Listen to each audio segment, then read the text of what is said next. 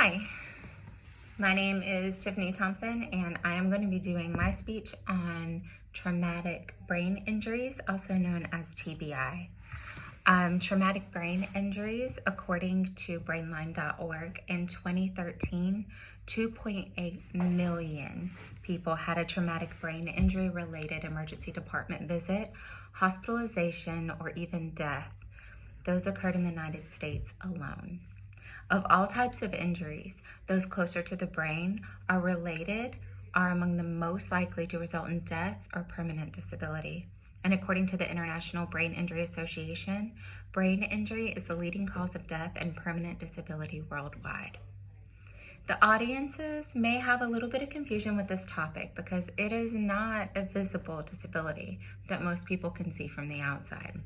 A lot of people with traumatic brain injuries, also known as TBI, seem to be normal to society, but to the person, it's much, much deeper than that. A lot of people don't realize that there are disabilities that affect a person on their day-to-day when you wouldn't necessarily notice or understand like they do. So we're going to go into a few details. We're going to start with the hidden struggles of TBI. So what most people don't realize is that someone with a traumatic brain injury may seem like they have other underlying issues. It'd be easy to confuse someone with a traumatic brain injury with someone with an anger issue or some form of a speech impediment. Having the capability to control their impulses and anger is something that they struggle with every single day. This is what makes the diagnosis crucial to ensure that they're getting the correct treatments. According to the MayoClinic.org, the people that are the highest risk for brain injury are children, aged newborn to 4 years old, young adults between ages 15 and 24, and adults that are ages 60 years of age and older. It also includes males of all ages. Traumatic brain injuries are a hidden illness due to the fact that most of the symptoms are hidden within the patient. This means that the cognitive skills and processing are a lot different than most. Examples of this would be memory or having a form of reasoning in a situation, judgment, and attention. To dive more into the depths of traumatic brain injury, let's look at some of the executive functioning problems with TBI.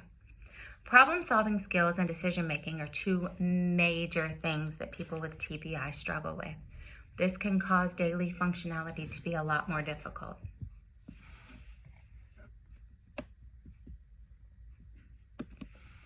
People suffering from a traumatic brain injury have a difficult time with anger management and impulse control, whereas people that are not struggling with TBI might sit back and go, hey, I don't know if this is a good idea. Their impulsion and their anger management is just not there or very minimal. This can relate to frustration and conflicts within themselves and others.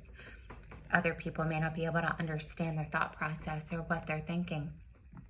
Self-control and risky behaviors are key behavioral changes that individuals with a TBI will show.